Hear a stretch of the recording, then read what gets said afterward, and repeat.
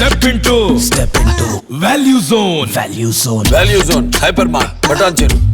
నమస్తే, నేను Keshav. Welcome to Suman TV. ఆంధ్రప్రదేశ్లో ప్రధానంగా ఉత్తరాంధ్ర రాజకీయాలపైన తెలుగుదేశం పార్టీ ఎక్కువ ఫోకస్ పెట్టింది.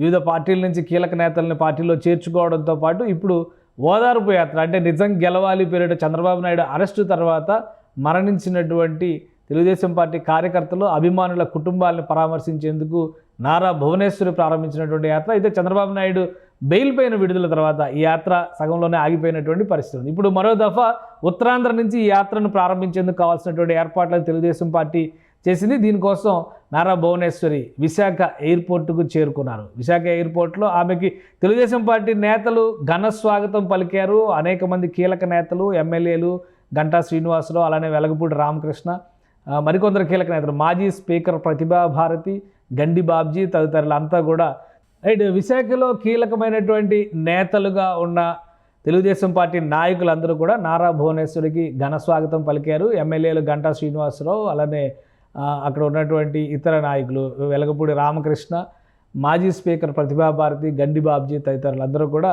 భువనేశ్వరికి ఘన స్వాగతం పలికారు. 3 రోజుల పాటు ఆమె ఉత్తరాంధ్రలోనే పర్యటించబోతున్నారు. ముఖ్యంగా విశాఖ నుంచి ఆమె రహదారి మార్గంలో విజయనగరం ప్రాంతానికి వెళ్తారు. విజయనగరంలో మరణించినటువంటి కార్యకర్తల కుటుంబాలని, అలానే అభిమానుల కుటుంబాలని పరామర్శిస్తారు. అలానే శ్రీకాకుళం జిల్లాలో కూడా కొంతమంది చనిపోయారు. వాటికి సంబంధించినటువంటి డేటాని తెలుగుదేశం పార్టీ కలెక్ట్ చేసింది.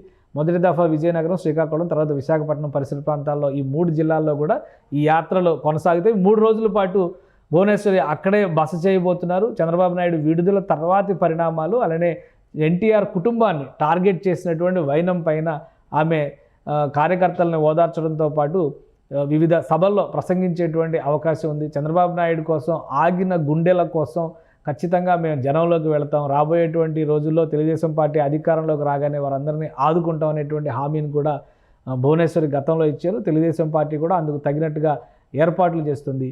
ఈ యాత్రలు 3 దఫాలుగా జరిగేటువంటి అవకాశాలు కనిపిస్తున్నాయి. మరోసారి రాయలసీమ, అలానే దక్షిణ కోస్తా ప్రాంతంలో జరిగినటువంటి ఈ ఆకస్మిక మరణాలకి సానుభూతి తెలిపేందుకు ఆయా పార్టీ కార్యకర్తలు లేదా అభిమానుల ఇళ్లకి నేరుగా నారా భువనేశ్వరి వెళ్ళి వారిని ఆదుకునేటువంటి క్రమంలో వారి జీవితాలకు భరోసా ఇవ్వడం, అలానే కుటుంబ పెద్దలను కోల్పోయినటువంటి వారిని ఏ విధంగా ఆదుకోవాలి, ముఖ్యంగా ఎన్టీఆర్ ట్రస్ట్ ద్వారా కానీ, హెరిటేజ్ సంస్థలకు సంబంధించినటువంటి ట్రస్టుల ద్వారా కానీ వారిని ఆదుకునేటువంటి ప్రయత్నాలు చేయడానికి కావాల్సిన ఏర్పాట్లని తెలుగుదేశం పార్టీ చేసింది. ప్రస్తుతం చంద్రబాబు నాయుడు బెయిల్ పైన బయటకు వచ్చేసినటువంటి నేపథ్యంలో ఈ యాత్రలు ఆగిపోయాయి అని అందరూ భావించారు. కానీ భువనేశ్వరి ఈ యాత్రలను కొనసాగించాలని భావించారు.